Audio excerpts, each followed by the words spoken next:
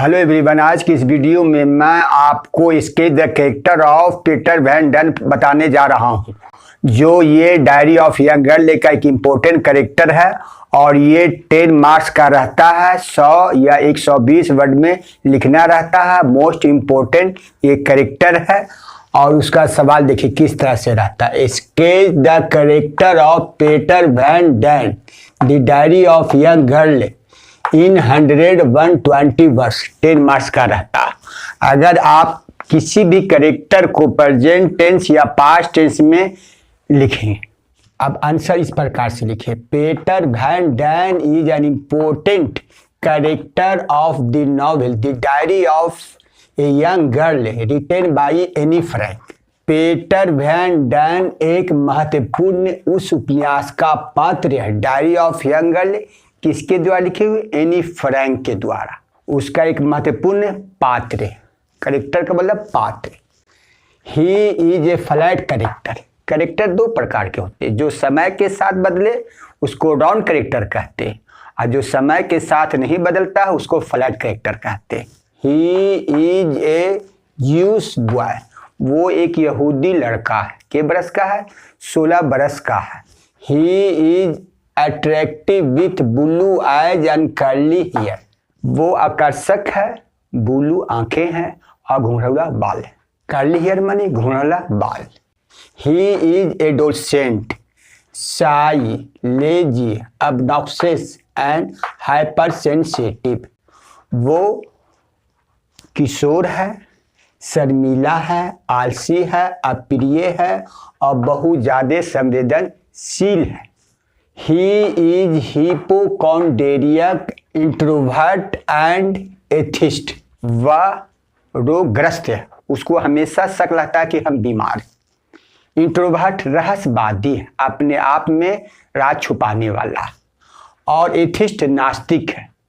वो ईश्वर पर उसको कुछ भी विश्वास नहीं है, वह नास्तिक है। He comes to hide in the secret annex with his parents when Damon Hitler tortures the Jews to death in Germany and Holland। वह अनेक्स उपभवन, अनेक्स मानी उपभवन में छुपने के लिए अपने माता पिता के साथ आते हैं, जब राक्षस हिटलर ने यहूदियों को कष्ट देके मारते थे जर्मनी में और हॉलैंड में।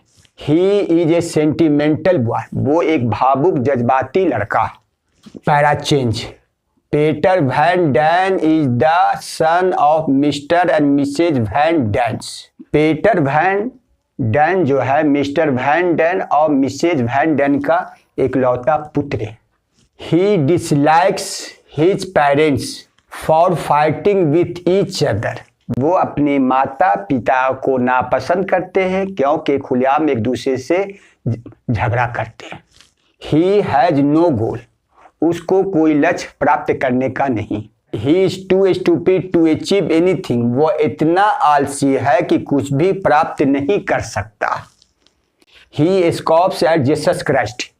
वो ईसा मसीह का मजाक उड़ाते क्योंकि वह नास्तिक था।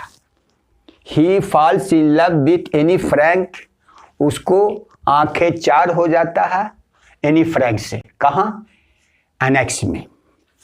Any Frank wants to marry him. Anne Frank उससे विवाह करना चाहती।